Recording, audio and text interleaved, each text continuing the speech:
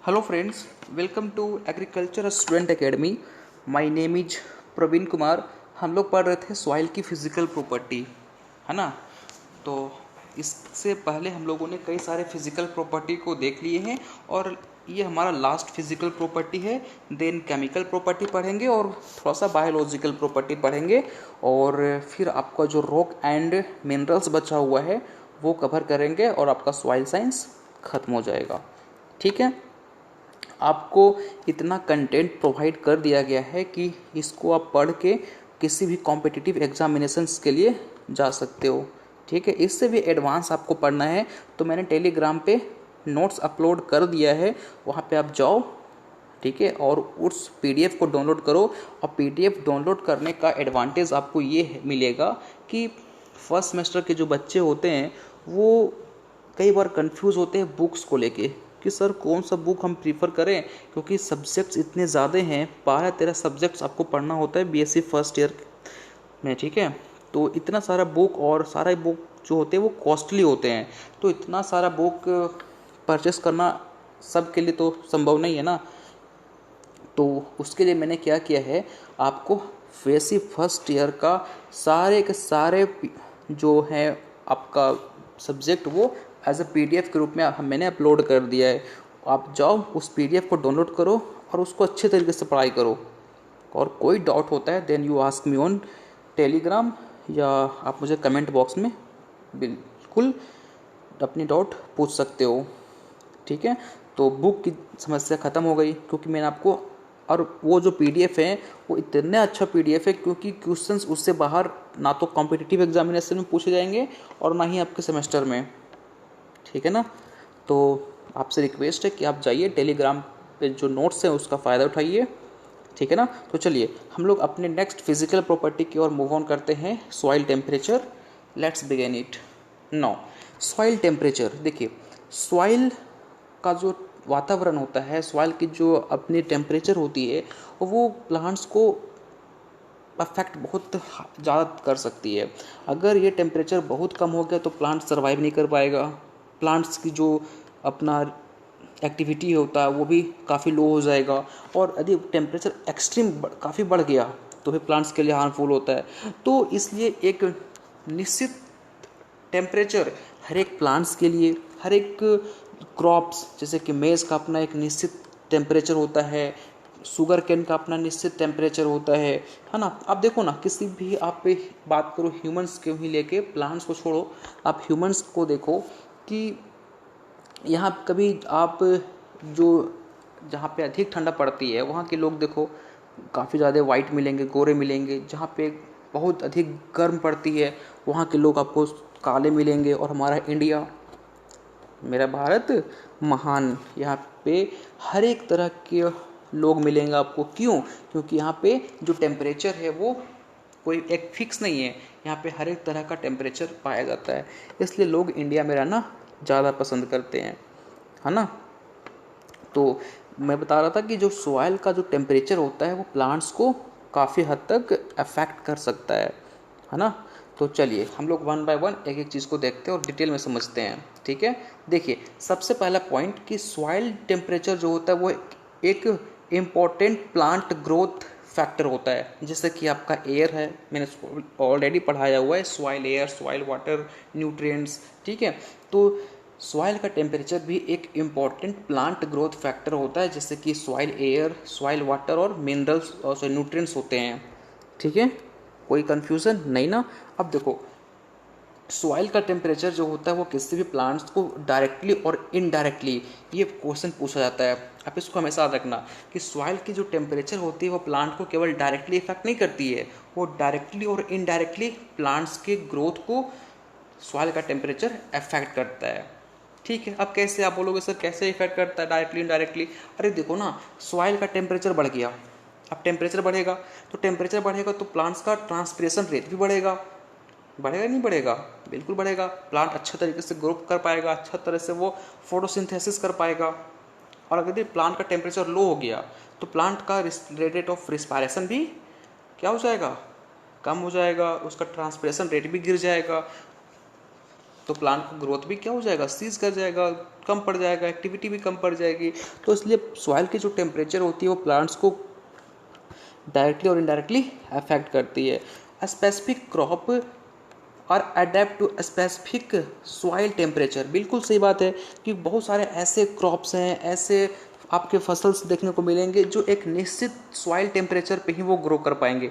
यदि उससे कम टेम्परेचर मिला तो वहाँ पे वो सर्वाइव नहीं कर पाएंगे। इसी तरीके से आप देखना जो रूरल एरिया में या फिर जो भी फार्मिंग करते हैं वो देखना, वो कभी भी धान को गर्मी के मौसम में नहीं रोपेंगे। क्यों? क्योंकि उसको पता है कि अगर हम धान का कल्टीवेशन, पेड़ी का कल्टीवेशन अभी करेंगे तो सारे फसल्स मर जाएंगे, ग्रो ही नहीं कर पाएगा। इसलिए हर एक क्रॉप का अपना एक स्पेसिफिक सीजन होता है ना।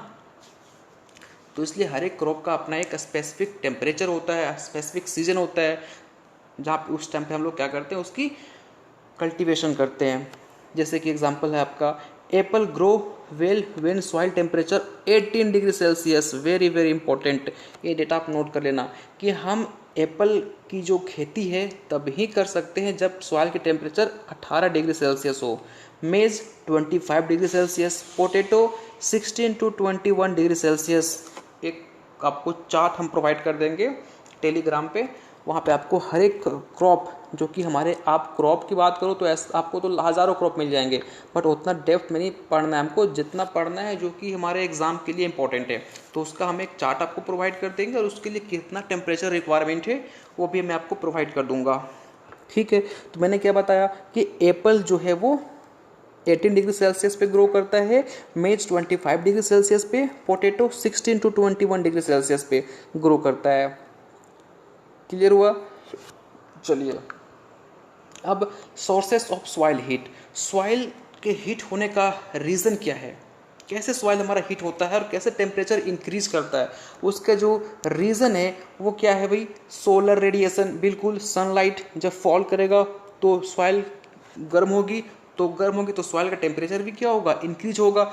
Microbial decomposition of organic matter, बिल्कुल सही बात है। मैं आपको एग्जांपल देता हूँ। विलेज वगैरह में क्या होता है, एक जो गांव के लोग होते हैं वो क्या करते हैं, एक गड्ढा खोदते हैं बड़ा सा, और वो गड्ढे में क्या करते हैं, अपने डेली का वो वेजिटेबल पिल्स जो कि डिकम्पोजिबल है वो क्या करते हैं, वो ला के उसमें फेंकते हैं। काउ डंक हो गया उसको फेंकते हैं, और आफ्टर सम टाइम क्या करते हैं, उसको फिर वहाँ पे खुदाई करते हैं और वहाँ से वो उस मेन्योर के रूप में उस चीज़ को निकालते हैं जिसको हम लोग वर्मी कंपोस्ट बोलते हैं। उसमें अपना पैर कभी लगा के देखना, वो गर्म लगेगा आपको। क्यों गर्म लगा? क्योंकि जो वहाँ पे माइक्रो ऑर्गेनिज्म थे उस चीज़ को वो डिकम्पोज कर दिए, और डिकम्पोज होने से वहाँ पे क्या हुआ, एक गर्मी पैदा हुआ। ठीक है, तो उसकी वजह से भी क्या होता है, सॉइल की टेम्परेचर बढ़ती है। Respiration in by soil organism, बिल्कुल सही बात है। जो सॉइल ऑर्गेनिज्म, जो मिट्टी में ऑर्गेनिज्म होते हैं वो रिस्पायरेशन करेंगे। तो आप एक काम करो, अभी जस्ट ये एक्सपेरिमेंट करो, आप सांस लो, बहुत तेज़ी से अंदर सांस लो और छोड़ो। देखो आपको थोड़ा सा, आप उसको फील करो, आपको पता चलेगा कि जो हम एक्सहेल्ड करते हैं बाहर की तरफ एयर, वो हीट होता है। उसी तरीके से जो माइक्रो ऑर्गेनिज्म होते हैं वो भी तो एक्सहेल्ड करते होंगे, तो एक्सहेल्ड करते होंगे तो उसकी भी तो जो एयर है वो भी गर्म होता होगा, तो जिसकी वजह से सॉइल की टेम्परेचर इंक्रीज करती है। इंटरनल सोर्स ऑफ हीट, बिल्कुल सही बात है। अंदर में भी कुछ ऐसे रिएक्शन चल रहे होते हैं जिसकी वजह से हीट पैदा होता है। चलिए अब इम्पोर्टेंट बात करते हैं, सोलर कांस्टेंट क्या होता है भाई। सोलर कांस्टेंट क्या होता है, देखो, the rate of solar radiation reaching to earth atmosphere is called solar constant. Very very important. जिस दर से सॉइल का रेडिएशन हमारे एटमॉस्फेयर से में हमारे अर्थ पे पहुंचता है, जिस दर से सूर्य की किरणें हमारी धरती पे पहुंचती है एटमॉस्फेयर से होते हुए, इसको क्या बोलते हैं, सोलर कांस्टेंट बोलते हैं।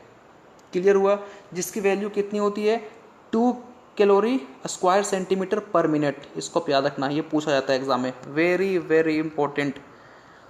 तो मैंने क्या बताया कि सोलर कांस्टेंट क्या होता है, जिस दर से सूर्य की किरणें हमारी पृथ्वी पे पहुंचती है एटमॉस्फेयर से होते हुए, उसको हम लोग बोलते हैं सोलर कांस्टेंट, जिसकी वैल्यू कितनी होती है, 2 कैलोरी पर स्क्वायर सेंटीमीटर पर मिनट।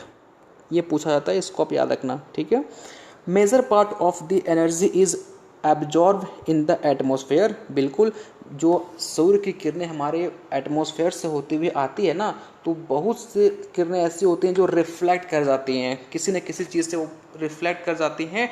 केवल जो प्लांट्स होता है वो 1 to 2% सनलाइट को एब्जॉर्ब करता है, बाकी को रिफ्लेक्ट कर देता है।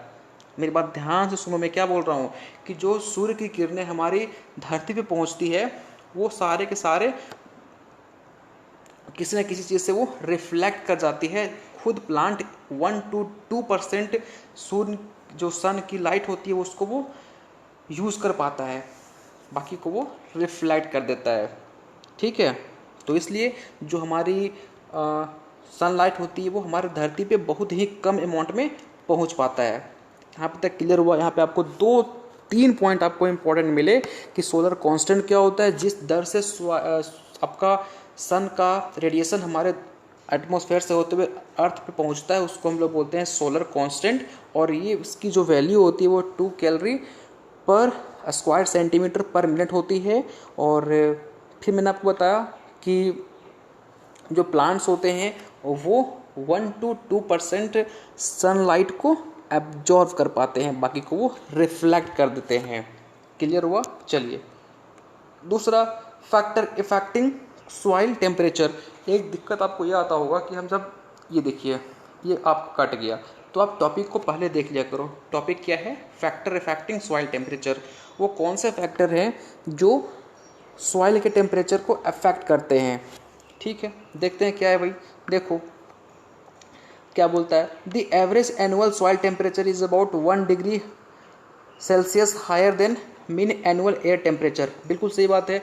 जो सॉइल का टेम्परेचर होता है, या बोल सकते हो जो सॉइल का औसत टेम्परेचर होता है, वो 1 डिग्री सेल्सियस ज़्यादा होता है औसत हवा का टेम्परेचर से। मतलब जो सॉइल का टेम्परेचर होता है वो 1 डिग्री सेल्सियस ज़्यादा होता है एयर के टेम्परेचर से।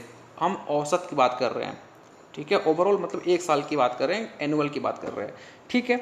देखिए, soil temperature is influenced by climatic condition. बिल्कुल सही बात है कि सॉइल का टेम्परेचर हमारे क्लाइमेट्स के ऊपर डिपेंड करता है। जैसे कि आप चले जाओ जहाँ पे बर्फ़ गिरता है, वहाँ का सॉइल का टेम्परेचर काफ़ी ठंड होगा। जहाँ पे बहुत तेज़ गर्मी पड़ती है, वहाँ के सॉइल का टेम्परेचर काफ़ी ज़्यादा होगा या नहीं होगा? बिल्कुल होगा। अब देखिए, तो उसके लिए एनवायरमेंटल फैक्टर रिस्पॉन्सिबल है। दूसरा, सॉइल फैक्टर खुद भी रिस्पॉन्सिबल है। कैसे? थर्मल, उसमें आपका thermal heat capacity of soil आता है, हीट ऑफ वेपराइजेशन आता है, थर्मल कंडक्टिविटी एंड डिफ्यूजिविटी आता है, बायोलॉजिकल एक्टिविटी आता है, radiation from soil, soil colour, soil structure, texture and moisture and soluble salts. ये सारे फैक्टर ऐसा हैं जो कि क्या करते हैं, सॉइल के टेम्परेचर को अफेक्ट करते हैं। तो ये सारे जो फैक्टर हो गए ना, ये सारे फैक्टर वो सॉइल के फैक्टर हैं जो कि सॉइल के टेम्परेचर को अफेक्ट कर सकते हैं, बढ़ा सकते हैं, घटा सकते हैं, ठीक है। अब कई लोग हमसे क्वेश्चन पूछा था, मैं अब याद आया मेरे को कि एक लड़का मेरे से क्वेश्चन पूछा था कि सर सॉइल कलर कैसे अफेक्ट करता है सॉइल टेम्परेचर को। देखो मेरी बात ध्यान सुनो भाई, कलर में भी अपना अपना ये होता है ना, कलर का भी अपना अपना एब्जॉर्प्शन कैपेसिटी होता है। कुछ ऐसे कलर्स होते हैं, या मिट्टी की भी मैं आपको कलर पढ़ा चुका हूँ कि मिट्टी में भी कुछ ऐसे कलर होते हैं जो ज़्यादा लाइट को अपनी तरफ एब्जॉर्व करेंगे, और जब वो लाइट ज़्यादा एब्जॉर्व करेंगे तो जाहिर सी बात है कि आपके सॉइल का टेम्परेचर इंक्रीज करेगा। और कुछ ऐसे सॉइल की कलर होती है जो कम से कम लाइट को एब्जॉर्व करते हैं, तो वहाँ की जो सॉइल की टेम्परेचर होगी वो क्या होगी, उतना ज़्यादा हीट नहीं होगी, उसकी टेम्परेचर उतनी ज़्यादा हायर नहीं होगी। तो सॉइल का कलर भी काफ़ी हद तक क्या रिस्पॉन्सिबल है अफेक्टिंग के लिए, ठीक है। क्लियर हो गया? चलिए नेक्स्ट हम बात करते हैं थर्मल हीट कैपेसिटी क्या होता है। देखो थर्मल हीट कैपेसिटी क्या होता है, the amount of energy require to raise the temperature by 1 degree Celsius is called heat capacity. Very very important. Heat capacity क्या होता है भाई, उसको हम थर्मल को ही बोलते हैं, या थर्मल को ही हम लोग हीट भी बोल सकते हैं। तो हीट कैपेसिटी क्या होता है, 1 डिग्री सेल्सियस को बढ़ाने के लिए, अगर किसी भी चीज़ का हमको 1 डिग्री सेल्सियस बढ़ाना है, तो 1 डिग्री सेल्सियस बढ़ाने के लिए जितनी एनर्जी की हमको रिक्वायरमेंट होगी उसको क्या बोलेंगे, हीट कैपेसिटी। मेरी बात ध्यान से सुनो। जैसे मान के चलो कि हमारी जो सॉइल है उसकी 1 डिग्री सेल्सियस हमको वहाँ पे इंक्रीज करना है, तो उस 1 डिग्री सेल्सियस को इंक्रीज करने के लिए जितना एनर्जी हमको देना पड़ेगा उसको बोलते हैं हम लोग हीट कैपेसिटी। क्लियर हुआ? अब इसको हम लोग एक्सप्रेस करते हैं कैलोरी पर ग्राम से। वेरी वेरी इंपॉर्टेंट, ये भी पूछा गया है कि हम लोग हीट कैपेसिटी को किससे एक्सप्रेस करते हैं, तो इसको हम लोग कैलोरी पर ग्राम से एक्सप्रेस करते हैं और इसको हम लोग स्पेसिफिक हीट बोलते हैं। क्लियर हुआ? The specific heat of water, ये वाला पॉइंट आप कहीं नोट कर लो, बार बार इसको आप देखते रहना। कई बार पूछा है भाई साहब, कई बार पूछा है कि the specific heat of water कितना होता है, 1 कैलोरी पर ग्राम होता है वाटर का। और अगर हम बात करें कि ड्राई सॉइल का 0.2 कैलोरी पर ग्राम, वाटर का कितना हो गया, वाटर का हो गया 1.0 कैलोरी पर ग्राम और ड्राई सॉइल का हो गया 0.2 कैलोरी पर ग्राम। अब आप बोलोगे सर इसका एप्लीकेशन क्या है, इसका एडवांटेज क्या है? तो एडवांटेज देखो, आप चले जाओ गोवा साइड, आप गोवा साइड जाओगे तो वहाँ पे आपको टेम्परेचर में उतना ज़्यादा वेरिएशन नहीं मिलेगा। जैसे अगर दिन में टेम्परेचर, मान के चलो ये एग्जांपल ले रहा हूँ कि दिन में टेम्परेचर आपका 20 था तो रात में 18 हो जाएगा, उतना ज़्यादा डिफरेंस आपको देखने को नहीं मिलेंगे। लेकिन आप रेगिस्तान चले जाओ, दिन का टेम्परेचर 40 डिग्री से प्लस रहेगा लेकिन रात का टेम्परेचर काफ़ी हद तक नीचे गिर जाता है, जैसे 20 हो जाएगा, 17 17 हो जाएगा। तो क्यों? जस्ट बिकॉज ऑफ कि जो वाटर की जो एब्जॉर्प्शन कैपेसिटी होती है, हीट कैपेसिटी होती है, वो 1 कैलोरी पर ग्राम होती है और ड्राई सॉइल का 0.2 कैलोरी पर ग्राम होती है। ठीक है, चलिए अब पढ़ते हैं हम लोग हीट ऑफ वेपोराइजेशन का क्या मतलब है। The evaporation of water from soil require a large amount of energy. अगर हमको सॉइल से वाटर का इवापोरेशन करवाना है तो उसके लिए हमको काफ़ी ज़्यादा मात्रा में एनर्जी खर्च करना पड़ेगा।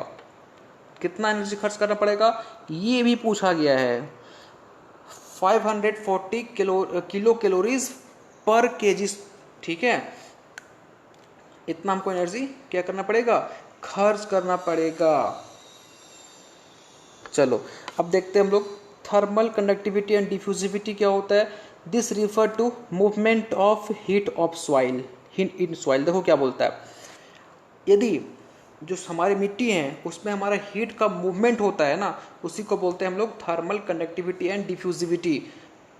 साफ क्लियर है डिफिनेशन से भी। This refer to the movement of heat in soil.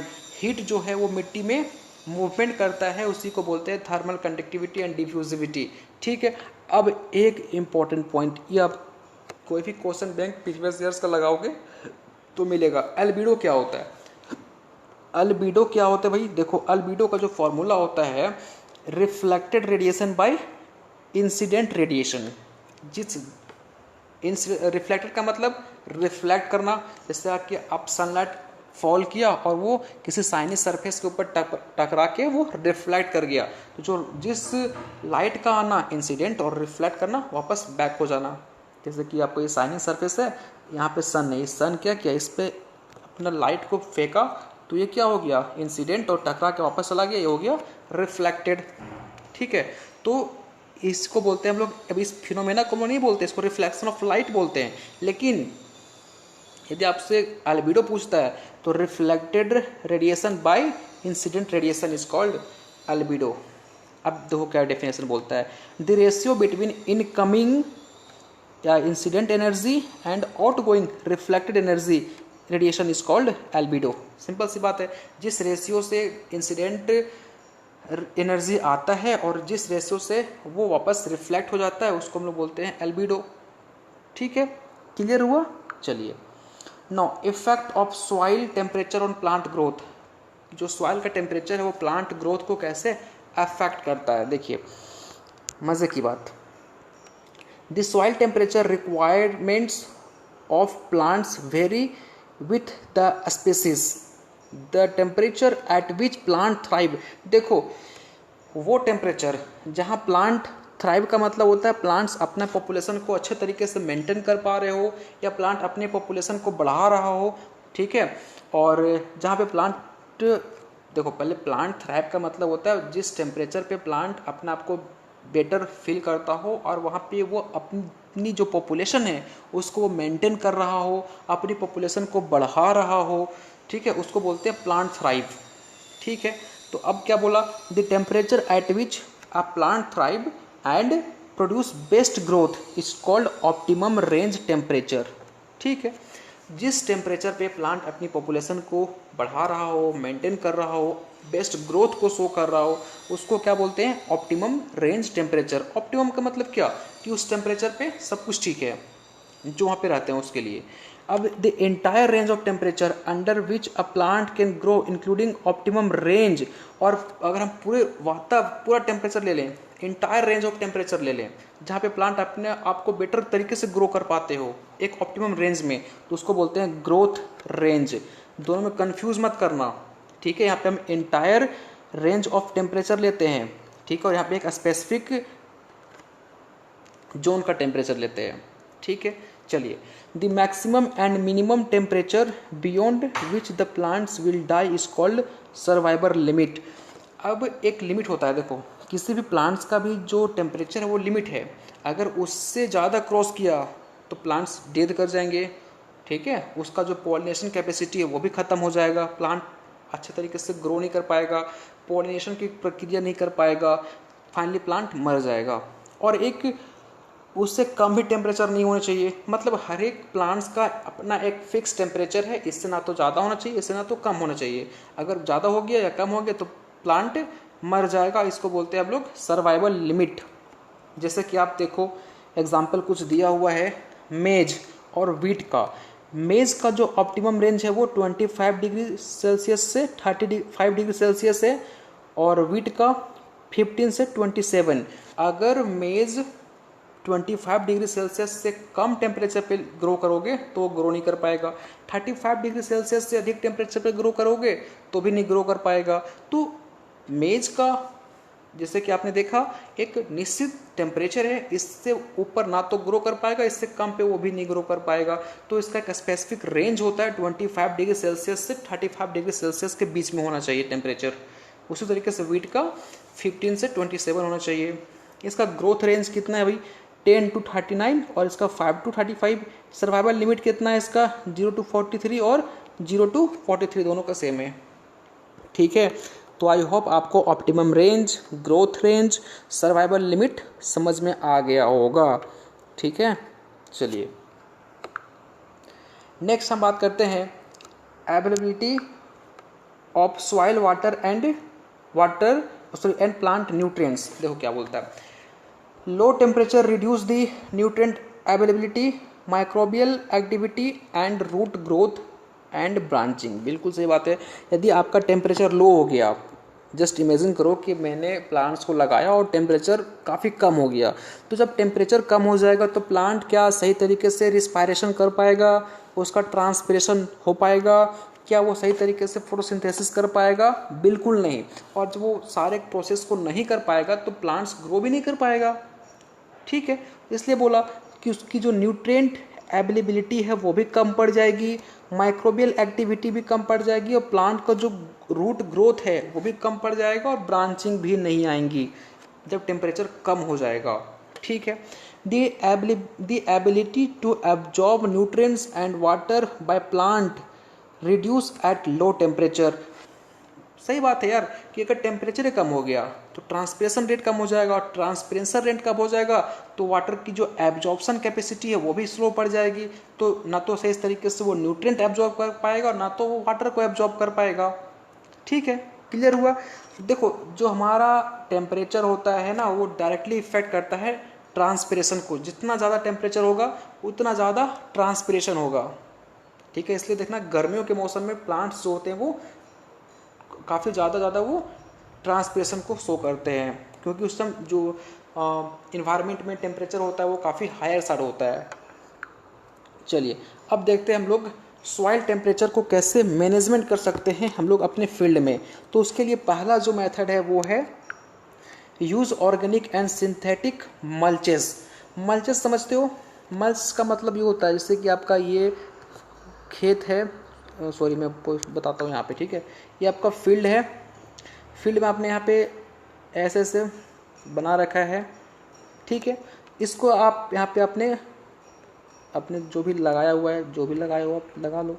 इसके ऊपर आपने क्या किया, प्लास्टिक कवर कर दिया ऊपर से, ताकि वीड भी ग्रो ना करे।